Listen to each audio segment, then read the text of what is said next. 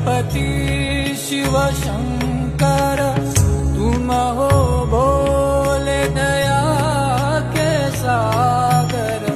तुम कैलाशपति शिव शंकर तुम हो भोले दया के सागर। दूर करो सब दुख हमारे, दूर करो सब दुख हमारे। शंभो शंकर नमः शिवाय, गिरिजा शंकर नमः शिवाय। आदिदेव तुम नमः